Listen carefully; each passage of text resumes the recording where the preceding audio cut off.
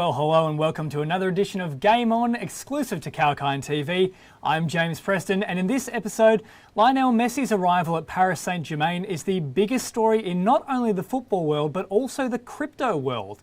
And we'll break it down by not only chatting with Adam Santarossa, but also by taking a look at the figures in sports business. And New South Wales Rugby League has announced the cancellation of all major competitions in the state, and CEO David Trodden will join me shortly to talk about the decision. Let's begin though with sports news. Australian cricket has hit a new low with the T20 side offering an abysmal performance to close out their series against Bangladesh on Tuesday. Chasing a moderate 123 target for victory, the Aussies instead crashed out in just 13.4 overs, all out for 62 runs, the lowest ever score recorded by the country. Australia's previous lowest score was 79 all out against England at Southampton in 2005. With the best of five series already wrapped up for Bangladesh, the victory resulted in a 4-1 series scoreline.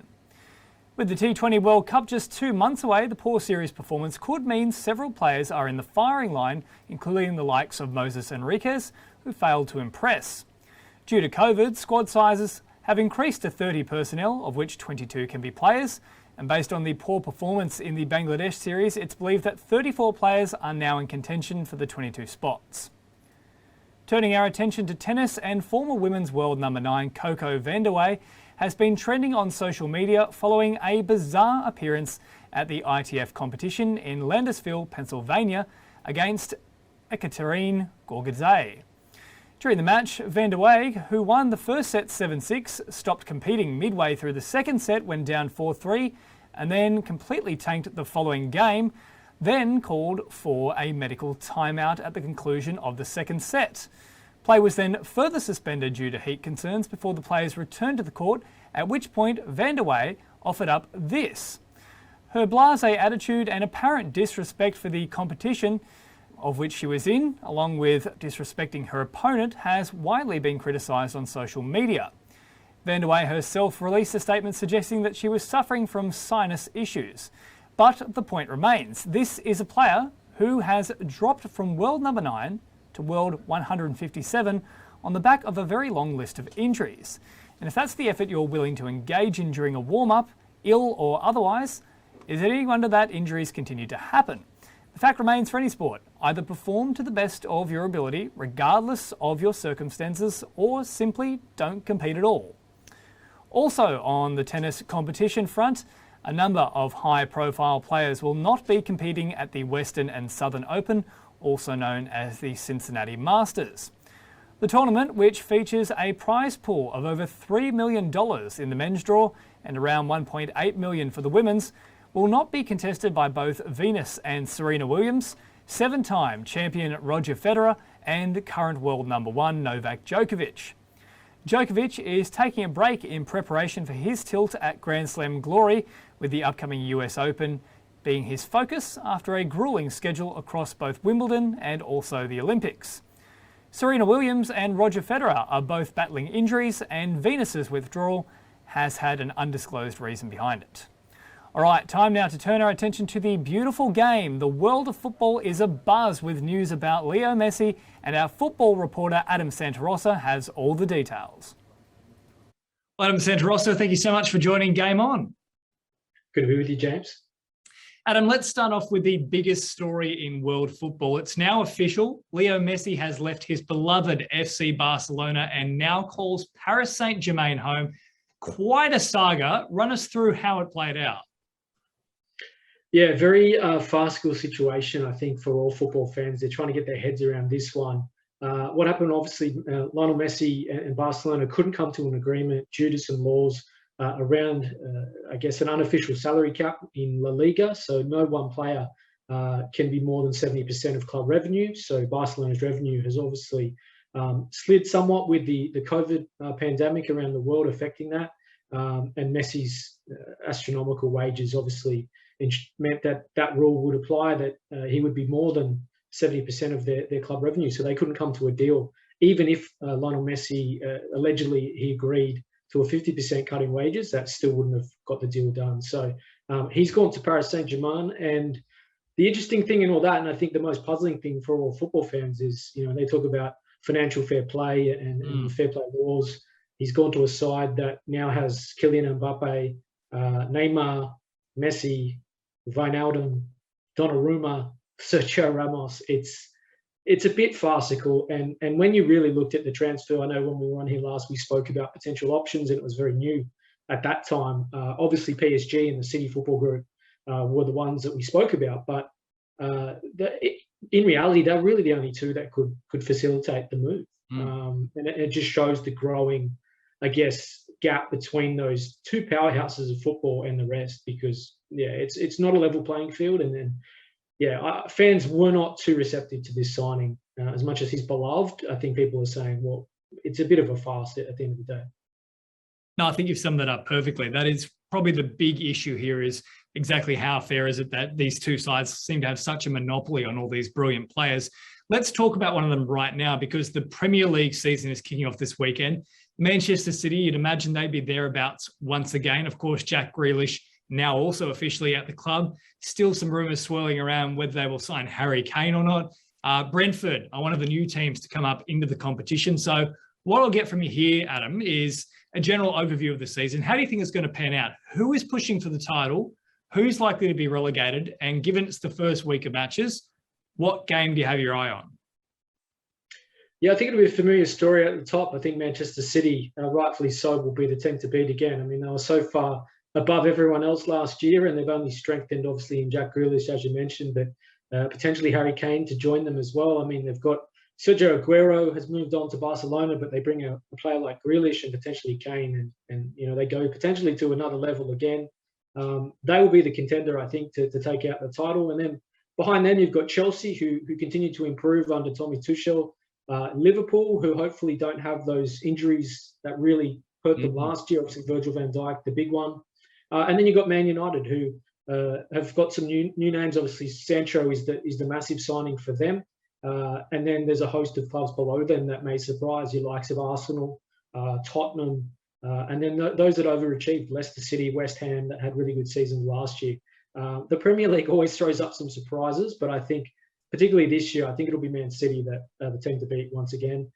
The other way, I'm glad you mentioned Brentford. I'm really fascinated to see how they go. There's a real money ball sort of look at Brentford. It's a fascinating story how they've developed players and gone with a B team instead of a youth system. They sort of developed this almost a reserve grade, as we know in Australia, like a B team through the lower leagues of English football.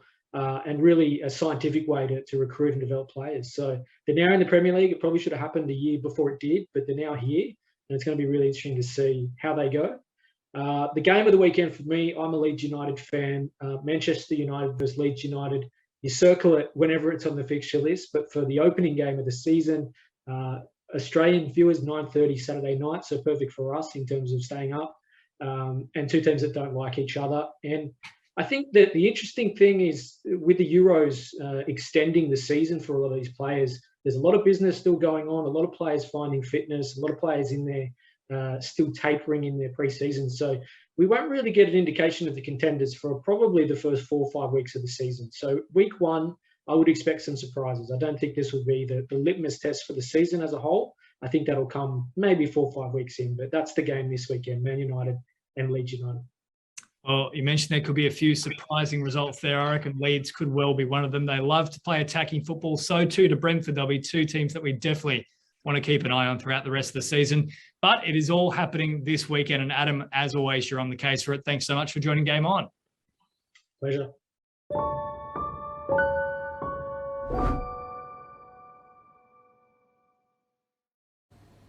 Yeah, quite a bizarre saga with Leo Messi, and the news doesn't just stop on the field. We'll take a look at the financial impact of his signing with Paris Saint-Germain with Sports Business a little later in the show. And up next, I'll chat with David Trodden about the cessation of New South Wales Rugby League's major competitions on Kalkine TV.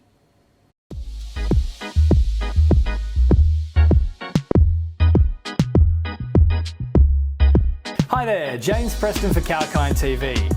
Are you into gaming and virtual reality? Does AI and the endless possibilities it entails capture your interest? Or are you constantly trawling through the web to try and discover the latest updates and innovations in the tech space? Well, Let us do the work for you. From the latest product launches to shocking affairs on the World Wide Web, exclusive interviews and information about the top companies like Apple and Google to brand new tech startups vying for your attention. Kalkine's TechBeat has the latest in what matters in the world of technology. Join me every single Thursday on the TechBeat, exclusive to Kalkine TV.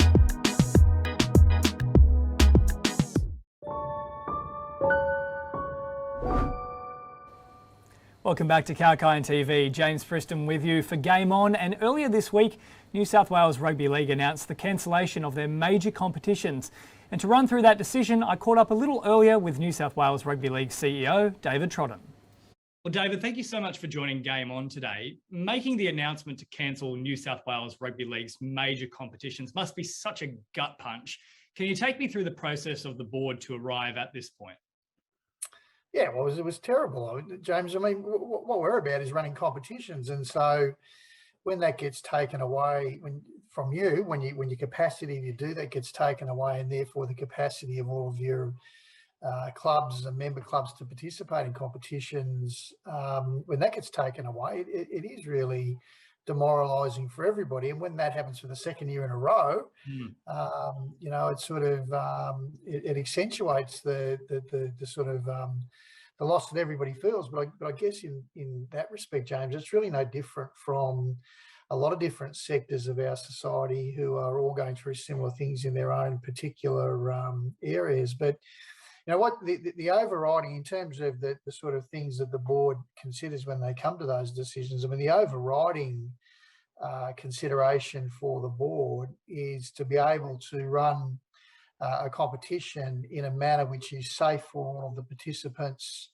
who engage in that competition. And so that's not just players, that's also all of the officials, you know, the referees, all of the sideline officials that have to participate in the game. And so you're really being irresponsible as a governing body if you try to organise a competition that where there are any doubts as to that safety. So that's quite apart from the public health orders. And so the two things that were uppermost in the mind of the board when they came to that decision on Monday night were, first of all, the public health order that currently precludes competitions in the relevant areas. And that notionally expires on the 28th of August, but it's been becoming increasingly clear that restrictions are unlikely to be eased on the 28th of August. And then the second thing, and the more substantial thing, I guess, James, is if and when those restrictions do ease, what does it look like when they're eased? And so last year, for instance, the dominant conversation was about infection rates. And so we were able to start playing competitions again when infection rates were relatively low. The nature of the conversation has changed a little bit this year. And so what the government is talking about at the moment is not so much infection rates, but vaccination rates. And so from a governing body point of view, that changes the risk profile of the sport a little bit, because last year we were saying perfectly safe to play sport, vaccinate, you know, infection rates really low. We've got solid COVID protocols. You're not going to get infected by playing sport with us. This year, the proposition is, right at the moment, in any event, infection rates still sort of bubbling around, but, you know, 50% of you might be vaccinated, the other 50%, who knows? But, you know, start competitions and have a crack anyway. That's a far different proposition from a risk profile point of view. And so you get to a point where the board got to where it's unlikely for that risk factor to reduce, you know, much before mid-September, I'd say the end of September. And by then you can't just click your fingers and start playing competitions again. With a contact sport, you have to give people adequate time to prepare for it. And, you know, you run out of runway. So when the season all over and done with. And so, you know, regrettably, the board was really left with no alternative in the end. Unfortunately, no other option is probably the way to describe it. Certainly from the government's point of view, vaccination is seeming to be the only option moving forward. For New South Wales Rugby League, what will the standard be for next season? Will players need to be vaccinated to compete?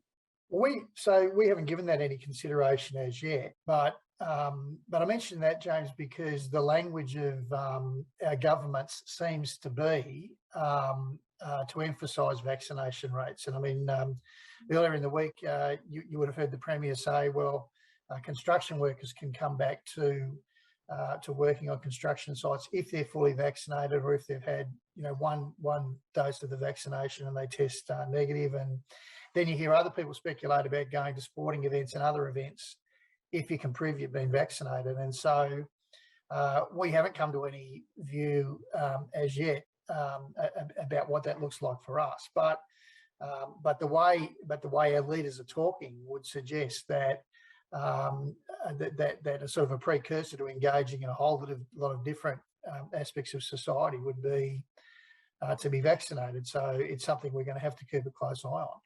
It really is a day-to-day proposition at the moment. So with that in mind, can I throw a hypothetical at you? Let's say things improve in a month or two and restrictions are lifted. Have you given any thought to, say, a Super Summer Series, whether it be Rugby League Nines or otherwise, as some sort of consolation? So we haven't given thought to that as yet, James. So I wouldn't rule out the possibility, but we haven't given thought to that for the simple reason that it's sort of academic at the moment. We don't know what possibilities might be. And it is a really difficult balancing act, because on the one hand, you want to give people some hope that they can remain engaged and remain involved in some sort of competition. On the other hand, you don't want to give them false hope, and you don't want to be making plans and announcements about competitions that right at the moment would just be based on pure speculation, because as we sit here at the moment, we don't know what the possibilities are. The numbers this week have been going up, notwithstanding very high testing rates, and it would be sort of a little bit irresponsible for us at the moment to be speculating about the possibility of summer competitions when we really don't know whether that would be possible or not. You need to overlay that as well, James, with some of the guys that are in the more elite competitions. A lot of those guys are part of NRL training programs. There's over 100 players that play in the Knock On Effect Cup who are NRL contracted players who have to have required holiday breaks according to their collective bargaining agreements, and then who are also required by their NRL clubs to go through, significant pre-season training programs. And there's the pre-season training programs don't really lend themselves to sort of heavyweight sessions on Monday and Tuesday and playing a game on Wednesday night. So there's a whole lot of things that play into a decision about whether it's practically possible to run a competition like that or not. David, I think you've had welfare at the absolute heart of every decision you've made in the recent past. Just before I let you go, is there any message you'd like to give to the players, the fans and the staff? Yeah, well, we've done everything we can over the last couple of years to keep footy happening, and we remain of the view that we need to do everything we can to keep footy happening. The really encouraging thing that happened this year, James, was that coming out of the COVID year last year, we had nearly 110,000 boys and girls, men and women play rugby league this year, which is the highest number we've had for 5 or 6 years. All of the numbers, the participation numbers in all of the categories of participation right across the whole state have gone up this year. And so what that says to us is that there's a massive appetite for participation in rugby league, and it provides us with an obligation to make sure that appetite is satisfied. And so we're really looking forward to kicking off next year afresh with new competitions and getting through the whole year with even greater numbers than we had this year, and providing the community the opportunity for the recreation that comes with playing rugby league, the opportunity for community involvement, and the opportunity for just good fun. And so that's what we're about. We're a community organisation. That's what we'd love to provide for everybody next year in even greater numbers. At the heart of that, though, is the obligation that we feel to do that in a very safe way for all of our participants as well. So I remain really optimistic about rugby league in New South Wales. We're on the right track. Participation's good. If you want to come and have a look at the men's State of Origin trophy, then you have to come to Sydney to have a look at that, because we won that this year, and hopefully we'll add to that next year with the women's Origin trophy as well. So I remain, despite the disappointment of the community, the major competitions being cancelled this week, I remain extremely optimistic about the strength of rugby league in our state. Brilliant. It's a very welcome message of hope, and we haven't had much of that recently. David Trodden, CEO of New South Wales Rugby League, thank you so much for joining me. Thanks for the opportunity, James.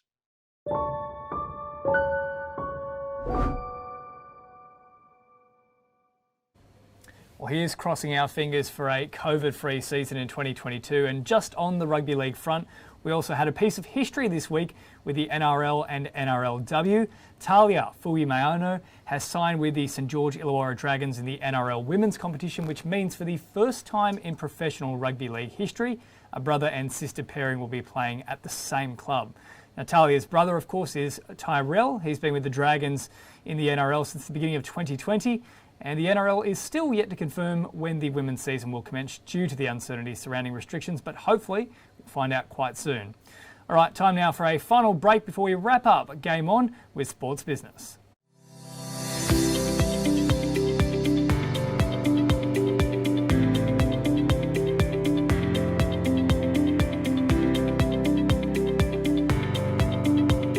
InvestNest webinar, 2 must-know ASX-listed emerging stories with Bruce Smallish, Managing Director, VRX Silica, and Inderjeet Indy Singh, Executive Chairman, Fiducian Group.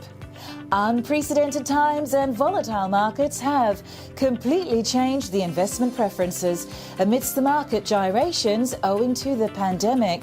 Companies primed to ride trends are extending leads. Do you wish to hear stories of emerging companies that are making a mark on the ASX? Then you are in the right place, as we at Kalkai Media get you the emerging stories of companies that are riding the wave. To know more about such promising businesses, grab your free seat for the InvestNest webinar by Kalkai Media, 26th August 2021 at 12:30 p.m. Australian Eastern Standard Time. Hear about the success story of an Australian-based silica sand explorer, VRX Silica Limited. VRX Silica has been on the investors' radar for its attractive operational footing, buoyant market opportunity and stock returns. To discuss the key attributes of our client, VRX Silica, and its future plans, we will have the Managing Director of VRX Silica, Mr. Bruce Smallish. And not just this, unravel the journey of a specialist financial services provider, Fiducian Group Limited. Our client, the Fiducian Group, operates across Australia and offers its services to financial advisors as well as retail and wholesale clients.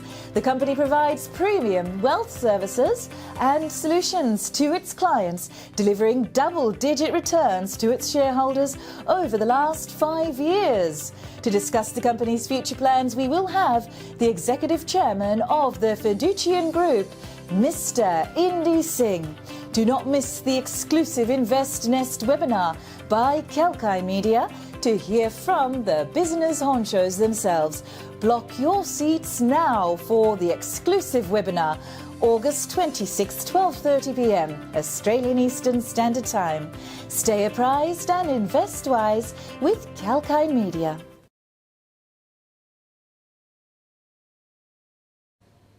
Thanks for tuning in to Kalkai TV. I'm James Preston, and this is Game On, where we bring you the biggest sports headlines, exclusive interviews, and the latest in the world of sports business.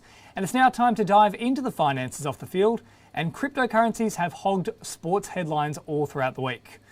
Now, this will probably come as no surprise, but Leo Messi's departure from FC Barcelona has had massive financial ramifications on a number of fronts.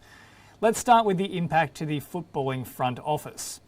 Brand Finance estimates that his exit will inflict an 11% loss in brand value on Barcelona and a $218.6 million loss off Barcelona's overall valuation. A separate study by Spanish company Diagonal Investments found that Messi was solely responsible for around 30% of Barcelona's revenue, and over the last 4-year term of his contract, brought in $376 million more than his astronomical wages were costing for that period. For reference, Spanish newspaper El Mundo reported that Messi was previously on around $220 million a season.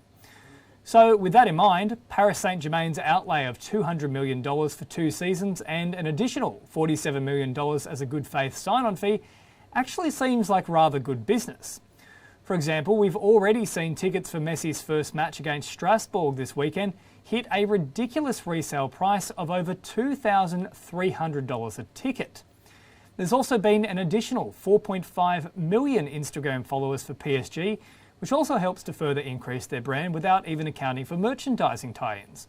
But it doesn't stop there for Paris Saint-Germain.